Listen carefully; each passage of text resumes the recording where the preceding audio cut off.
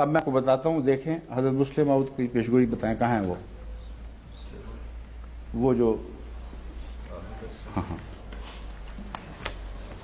یہ اس موقع کے لیے استعمال ہو سکتی تھی، بہت عمدہ بات تھی، مجھے تو خیال نہیں گیا، مگر عبدالسمیع خان صاحب روا نے اسی عالمی درس سے متاثر ہو کر ایک پیشگوئی بھجوائی ہے جو اس بات کی مؤید ہے، اور بڑی کھلی کھلی مؤید ہے جو میں بیان کر رہا ہوں کہ اگر آپ نے ایک خلیفہ کی بیعت کی ہے تو درست کی ہے، اس خلیفہ کو خدا نے مقرر فرمایا ہے، وہ کمزور ہو ناکارہ ہو، خدا اپنے تقرر کی غیرت رکھتا ہے اور حفاظت فرماتا ہے، اور اس کے مخالفین کو ضرور نامراد کیا کرتا ہے۔ بس ہر وہ اختلاف جو مخالفت سے اگا ہے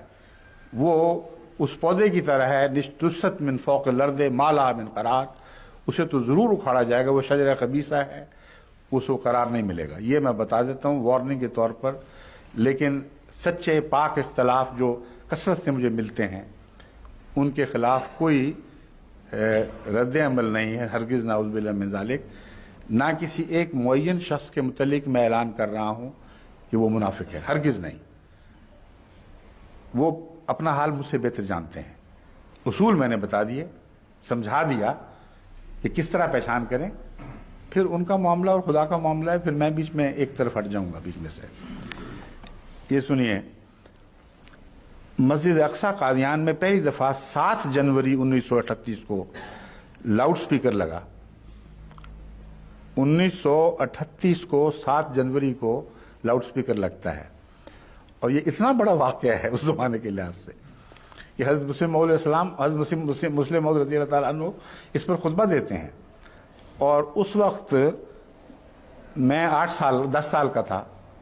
کیونکہ 28 میں پیدا ہوا ہوں آخر پر، تو اس وقت وہ خطبے میں فرما رہے ہیں، اب وہ دن دور نہیں کہ ایک شخص اپنی جگہ پر بیٹھا ہوا ساری دنیا میں درس و تدریس پر قادر ہو سکے گا۔ اب بتائیں کہ میرے جیسے جاہل نادان بچے کا وہاں موجود ہونا، وہ تصور بھی کر سکتا تھا کہ یہ وہ لڑکا ہوگا جو اٹھے گا اور اس پیشگوئی کا مصداق بنے گا۔ فرماتے ہیں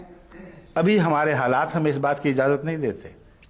ابھی ہمارے پاس کافی سرمایہ نہیں، اور ابھی علمی دقتیں بھی ہمارے رستوں میں حائل ہیں، لیکن اگر یہ تمام دقتیں دور ہو جائیں اور جس رنگ میں اللہ تعالی ہمیں ترقی دے رہا ہے اور جس سرعت سے ترقی دے رہا ہے، اس کو دیکھتے ہوئے سمجھنا چاہیے کہ اللہ تعالیٰ کے فضل سے قریب زمانہ میں یہ تمام دقتیں دور ہو جائیں گی۔ تو بالکل ممکن ہے کہ قادیان میں قرآن اور حدیث کا درس دیا جا رہا ہو، اور جاوا کے لوگ اور امریکہ کے لوگ اور انگلستان کے لوگ اور فرانس کے لوگ اور جرمنی کے لوگ اور آسٹریلیا کے لوگ اور ہنگری کے لوگ اور عرب کے لوگ اور مصر کے لوگ اور ایران کے لوگ اور اسی طرح تمام ممالک کے لوگ اپنی اپنی جگہ وائرلیس کے سیٹ لیے ہوئے ادھر سن رہے ہوں۔ اس طرح خدا اپنے نشان ظاہر کرتا ہے، پھر کیوں شکوک و وہموں میں مبتلا ہو کر تم اپنی عاقبت کے درپے ہوتے ہو؟ لیکن اگر خالص ہو اپنے عہد بیت میں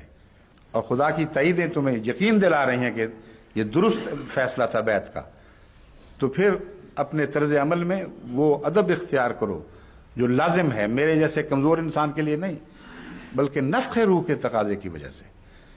کیونکہ جس خلیفہ کو خدا بناتا ہے، جو اس کے مسند تک بیٹھتا ہے، وہ اسی نفخ روح سے برکت پاتا ہے، نئی نفخ روح اس پر نہیں ہے، لیکن اسی نفخ روح سے برکت پاتا ہے۔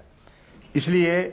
اس مقام کو کبھی پیش نظر سے ہٹانا نہیں، اور ذاتی طور پر میں اپنے آپ کو جو سمجھتا ہوں مجھے بہتر پتہ ہے، میں نہایت ناکارہ انسان ہوں، علمی لحاظ سے کمزور، بسا اوقات اتنی غلطیاں کرتا ہوں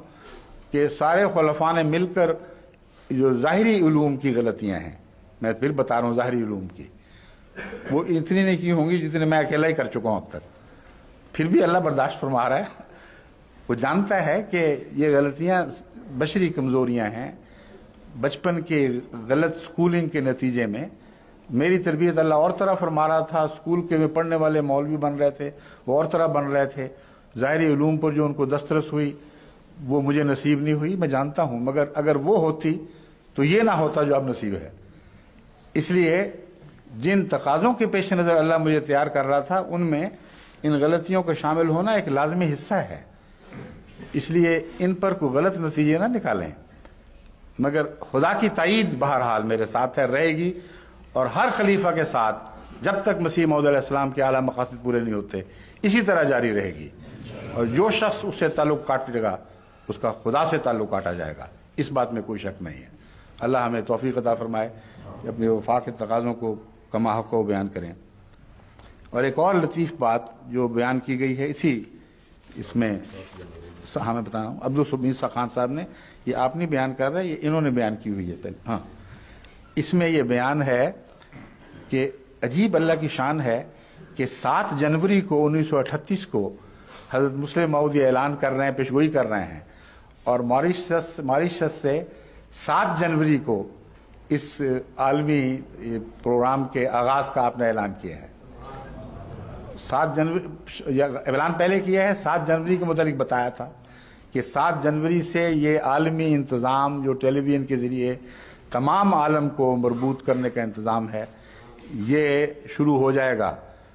تو عین اسی دن وہ پیشگوئی پوری ہوتی ہے۔ اور اللہ کی شان دیکھیں، میں تو نکما سا کھلنڈرا سا لڑکا تھا، وہاں بیٹھا ہوتا تھا، اب میرے کپڑوں کا بھی ہوش نہیں تھا، اکثر ایک ہاتھ سے شلوار پکڑنی پڑتی تھی کہ بعد وہ نالا ڈھیلا ہو جاتا تھا، تو یہ بھی ہوش نہیں تھی، تو لوگ مجھے دیکھ کے ہنسا کرتے تھے کس قسم کا نکم بےہودہ لباس میں پھرتا ہے، لیکن اللہ کی شان ہے، جس کو چاہے جو بنا دے، اور اس کی تائید پھر ایسی کرتا ہے کہ اس کو پھر کسی دلیل کی ضرورت نہیں رہتی، وہ آسمان پر چمکتی ہے۔ مگر یہ تائید دراصل یاد رکھیں ہمارے آقا و مولا حضرت محمد رسول اللہ کی تائید ہے، ان پیشگوئیوں کو پورا کرنے کے لیے خدا نے یہ فضل اتمام سے اتارے ہیں۔ میں اپنی ذات کو مرکزی نقطہ بتانے کے طور پر پیش نہیں کر رہا، محض بعض لوگوں کے شکوک دور کرنے کی خاطر بتا رہا ہوں کہ اس الہی منصوبے میں جو اول اور آخر طور پر حضرت محمد رسول اللہ کی خاطر بنایا گیا تھا، جو مسیح موعود کے زمانے میں اس کا ظہور مقدر تھا، اس عاجز کو اس کا ایک معمولی ذریعہ بنایا گیا ہے، اس لیے یہ سعادت بھی کوئی کم سعادت نہیں ہے۔ اللہ تعالی ہم سب کو ان معاملات کو سمجھنے اور اپنی روحانی اور علمی تربیت کرنے میں ان امور کو پیش نظر رکھنے کی توفیق عطا فرمائے۔ السلام علیکم ورحمۃ اللہ۔